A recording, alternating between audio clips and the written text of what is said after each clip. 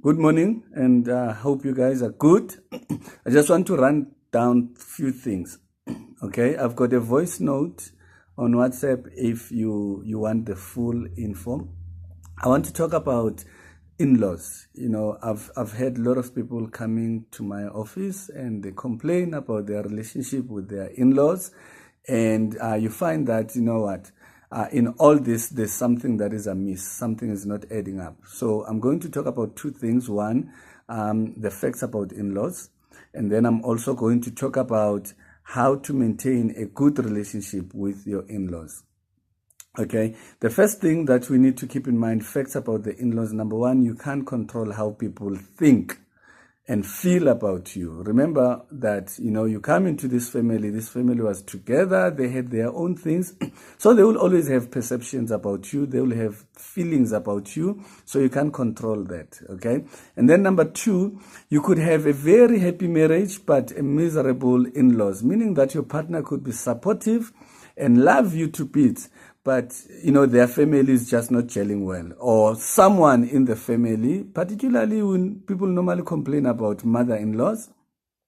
Or you could have a very good mother-in-law or in-laws and have a very bad marriage, but your in-laws could be supportive. So it could be vice versa, it could be anything. And then number three, people will treat you exactly how you teach them and you allow them to treat you. So in most cases, we tend to, especially in the in-law space, we allow people because we think, let's warm up our way into this family, and only to find out we have opened a door, a huge one, that now cannot be closed because people have learned, okay, we can treat you and get away with it, treat you in this way and get away with it. Okay, now also another fact, you need to remember your relationship with your in-laws will depend on four things. Number one, the individual relationship that each person, as Kolani, the relationship I have with myself. Okay, so you might find that I'm not just horrible to you, but I'm just a horrible person by nature. I'm horrible to everyone for that matter. My family is just tolerating me because they have no choice. They can't do anything with me. And then another thing is number two, your relationship with your in-laws will depend on the expectations that you have. We tend to have these high expectations of people, and obvious when they deliver less, we get disappointed, we get frustrated, and we get hurt. So your expectations of them or their expectations of you becomes a bit of a problem. And then number three, your relationship will depend on your spouse's or your partner's relationship with their family. If I grew up as a mama's baby, if I grew up, having this relationship where I can put my foot down and all that, that will determine how they treat me. Or if my family dependent on me or depends on me even financially, and then you come into the picture, obviously they might see you as a threat. So that also would play a huge role. And then the fourth one is your proximity and the frequency of contact between you and your in-laws. The more you get closer, remember, we all have our flaws, we all have our mistakes and our weaknesses. The closer they are to you is the more they are exposed to your own mistakes. And some of them might not tolerate them like your partner does, because your partner tolerates you because they know better and they know the whole of you as opposed to just one aspect of you, which makes it a little bit tolerant for them.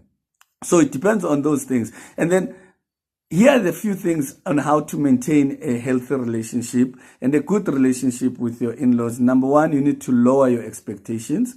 Rather expect low of them while you're not compromising your values and how you need to be treated. But in terms of them, expect low, rather let them surprise you and deliver, more. As opposed to you expecting this high and then they come and deliver here, it becomes a bit of a problem now because that's where now the hurt will come into play.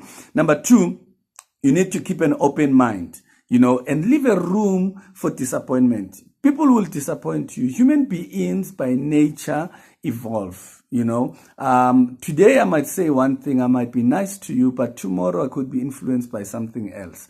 Or I might just be in a very bad mood that day. So I might not be who you expect of me. So leave that room. That, you know what, there could be disappointment. These people might not like me. They might not appreciate the effort that I'm making, but at least if you have left that room a cushion, it becomes much easier. And remember, each family is different. You probably clash with them, or you're having feuds because you are different. You were raised in a certain way. They grew up in a certain way. They do things in a certain way. They expect things in a certain way. So allow that mentality. Take time to learn about them, understand them, how they do things, what they prefer, and all that. And then number 5, do not lose respect of especially the elderly people in the process. Whatever you do, put your point across with respect. Because at the end of the day, you still need to sit there and feel that, you know what, I've done nothing wrong on my part. But if now you start disrespecting them in the name of them ill-treating you, that doesn't solve the problem, okay? It just makes it worse. You give them more ammunition now against you.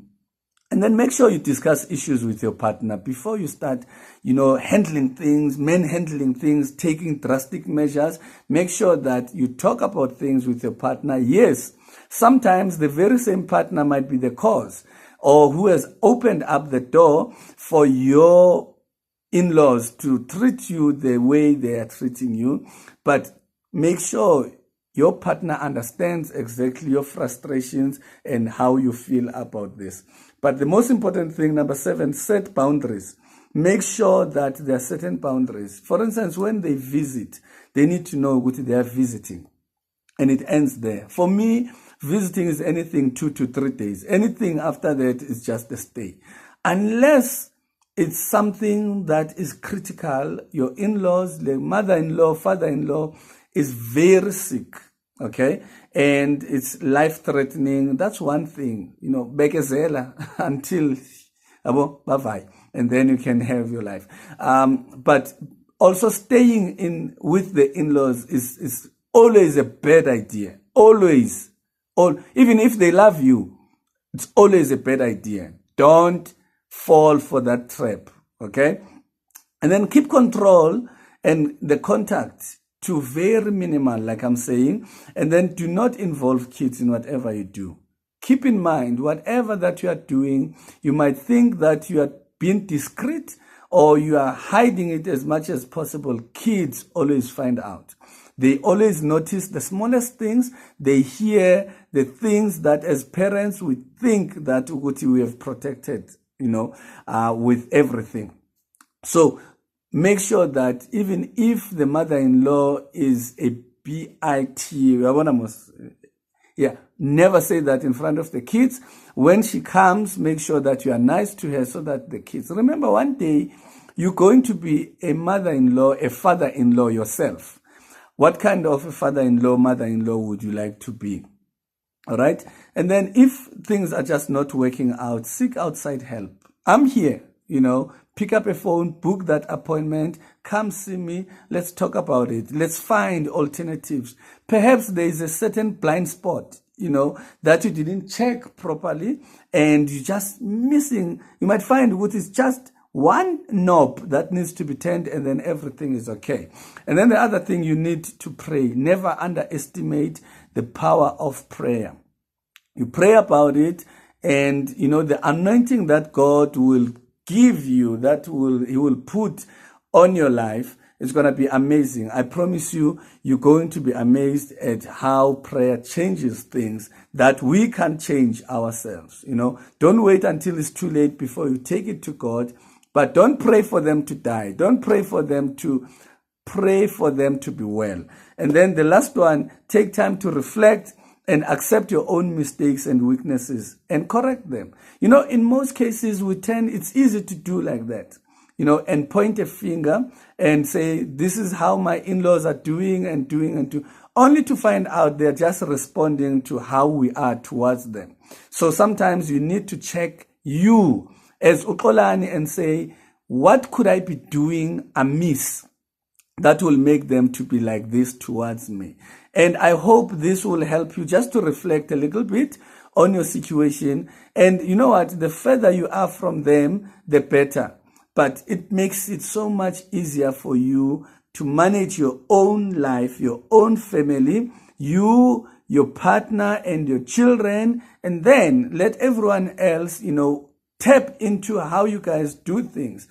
And I hope this will help you just to reflect and, analyze things rationally without using any emotions. I hope you will have a blessed time. May God bless you. And remember, go to my page, Marriage Affairs with Pastor X, and like the page there for more content. And you can also follow me on Instagram. Also, if you want to buy any of my books, there's 10 of them at the moment. And there's also a magazine that you can choose from. We cover these subjects on those. Make sure that you order them. You can order via WhatsApp or via email. Email is admin@xhm.co.za. And the WhatsApp number to order from is 083 3317 350. God bless you.